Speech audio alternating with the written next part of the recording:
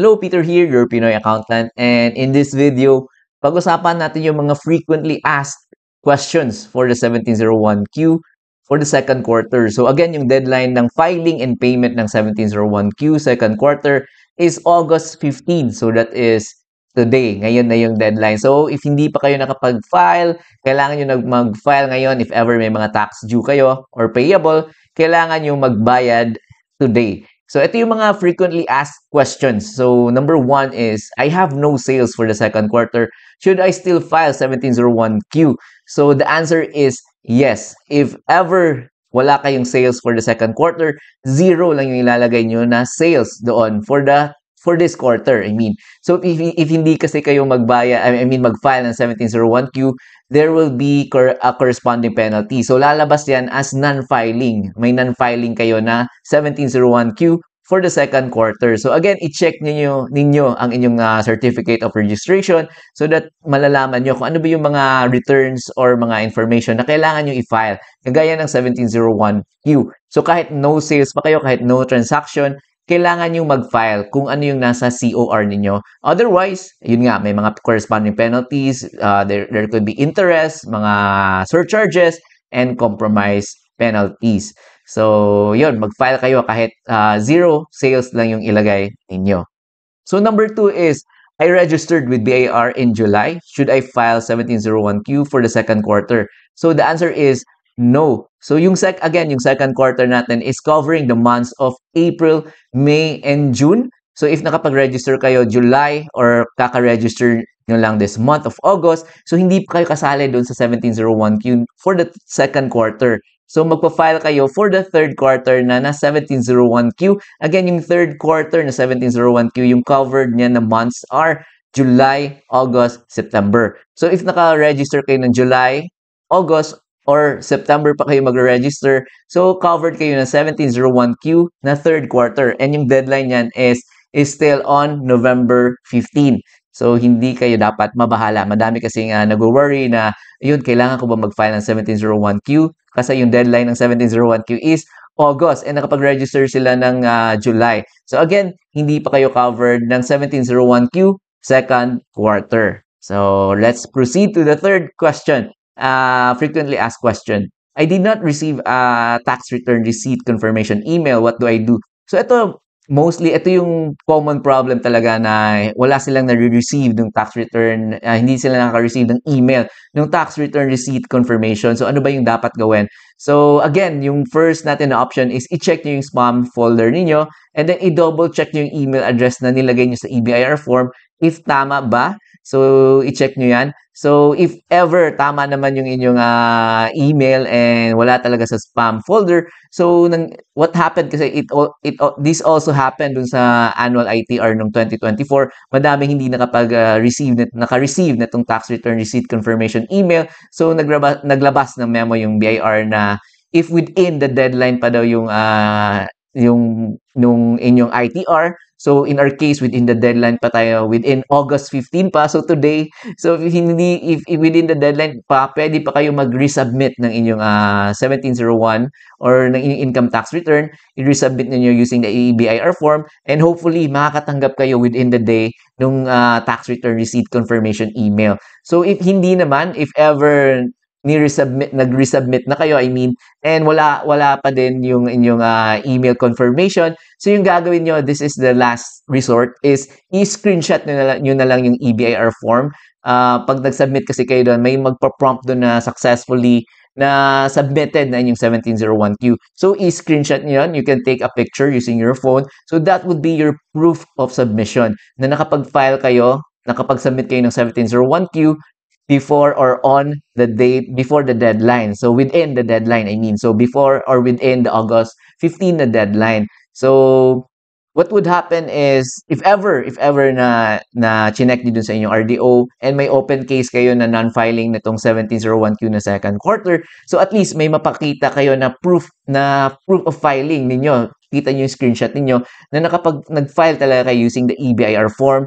And then, if ever may mga tax payments or payable, kailangan nyo din mag-pay and then may proof of payment naman kayo. So, goods na goods kayo. So, pwede nyong i-clear if ever may mga open case kayo na 1701Q for the second quarter na nakapag-submit naman kayo using the EBIR form. So, screenshot nyo lang, take a picture, take a proof na nag-submit talaga kayo within the deadline. So, yun lang yung ating solution for that.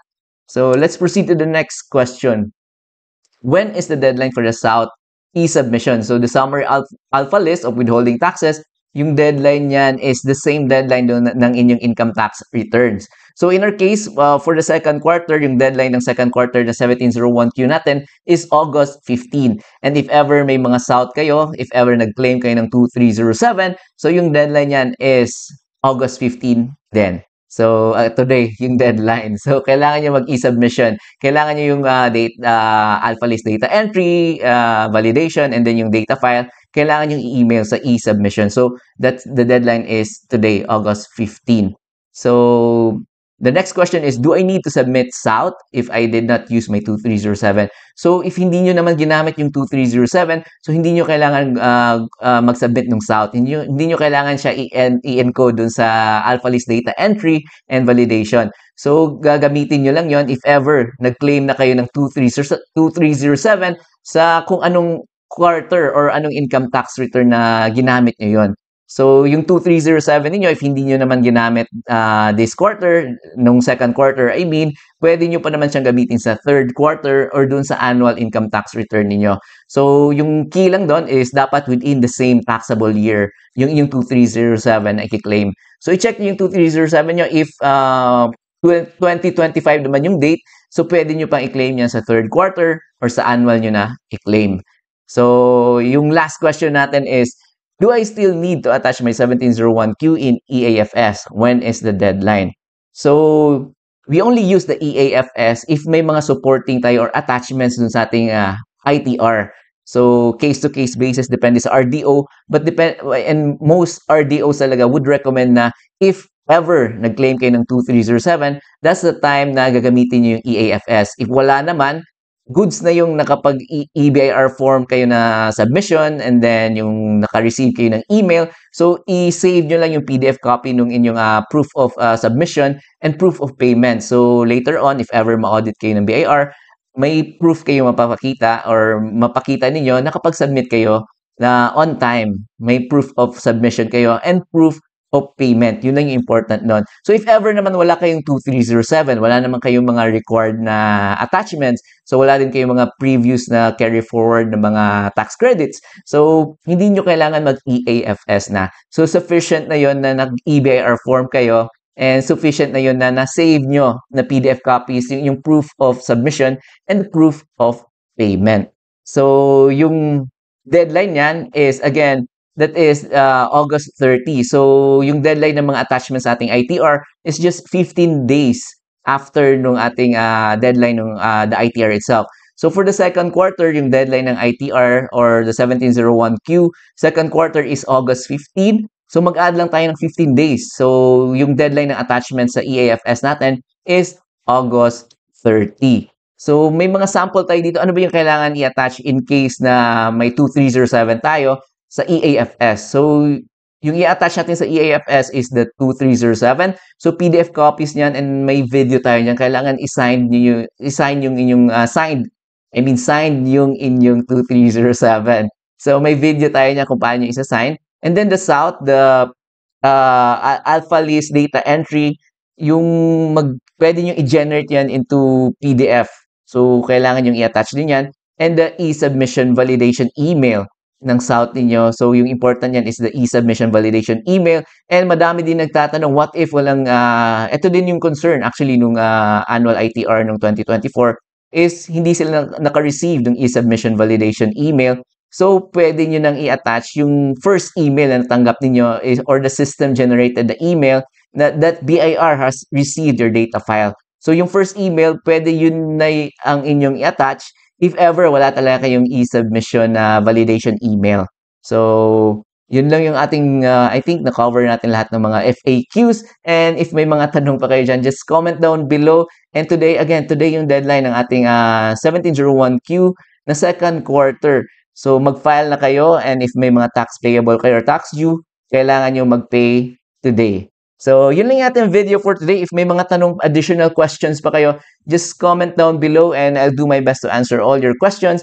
And if you would want to support our channel, you can go to our website, www.pinoyaccountantcom/donate. So, yun, appreciate ko lahat ng mga comments niyo, and if ever hindi ko pa yung nasasagot, ayan, hintay-hintay lang tayo. So, again, thank you very much, and don't forget to subscribe to our YouTube channel pala, and thank you again for watching, and I'll see you in our next videos.